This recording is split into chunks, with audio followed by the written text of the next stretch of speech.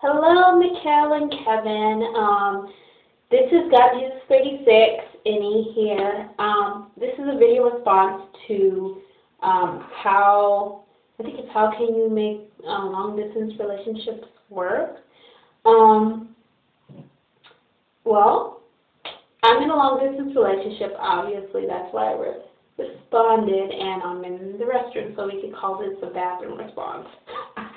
Yeah. Alright, so anyway, yeah, I've been in this relationship for about 8 years, almost 9, and I met him in high school. He's not really a high school sweetheart type thing. I mean, since high school I kind of knew him, but I was in a relationship before then. And the situation that happened was within the year that we were first getting into our relationship, he had to move. I live in the Bay Area, he lives in Sacramento, and I know that's like not that far, and that's really technically to some people, depending on if you really have a long distance relationship like way across the world, I know that's really not a long distance relationship to some, but to me it is because I'm not able to see him like I want. I digress. So in the beginning of the relationship, he had to move. I stayed with my mother, obviously, because I was still in high school, and he was still in high school as well. We both finished our high school academics. I graduated, moved down there to Sacramento, went to school, and then like about 3 years ago, I moved back with my mother, almost 4 years. And so yeah, I'm back in the same situation, except I'm a little longer into it.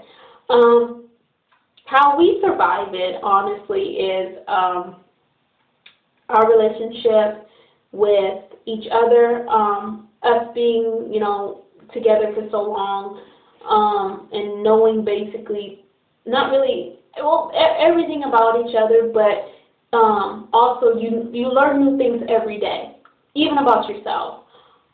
How we kind of got through it, like through with any relationship, whether it be long distance or local, for us, we have a relationship with God.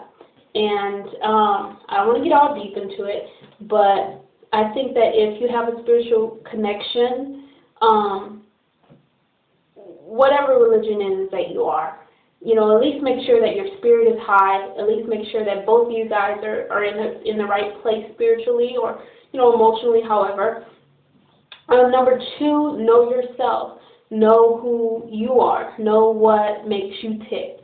Know what makes you laugh or whatnot. Because if you don't know yourself, how are you gonna be in a relationship? You know what I mean? Try not to bring any baggages into a relationship, whether it be, when you first start off in a relationship, you want it to be, some want it to be a long distance relationship, not long distance, some want it to be a long, relationship to last forever, or just want to find out how everything goes. I get that, I understand that.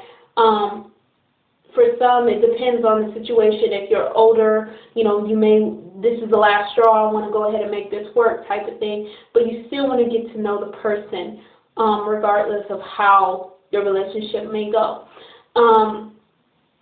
What is the number 4, I guess? Know the person that you're with.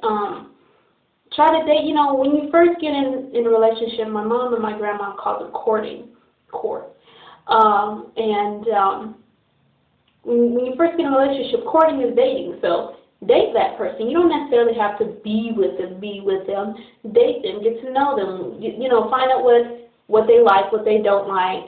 Find out if they get angry easily as well. That includes the women too. If a woman or a man gets angry too easily, they obviously have some anger issues that they need to resolve. And unless you like that, you can stick with it, or if you don't, see you later. Also, make sure that that person is what you want, who you want. Don't just, obviously when we see somebody, we go based on the face, on how that person looks in it. And I know that, some people are like, oh, I never do that. That's a lie. Because how are you going to, honestly, really, when you first see somebody, okay, you look at them, you look how they look. You don't hear their language or their talking first. depending on if it's just like a phone relationship. I had one of those, and you don't really see who that person is until later. But I digress. So, yeah, you want to go ahead and make sure that my time is right. Sorry. You want to go ahead and make sure that you know the person. Make sure that you know yourself. Make sure that your relationship is strong. You know, one another is strong. I mean, honestly, a relationship is a give and take. Doesn't matter if it's long or local. A relationship is a give and take. You can't always just continually just take all the time and think that that's how it has to go. You can't be spoiled in it either. You can't be a spoiled little brat in a relationship. You know why? Because they're not your parents. You know what I mean? Somebody got to be grown in it. Especially if, because I'm 24, especially if you're like in your 20s or 30s, 40s, okay? You just get it together, really.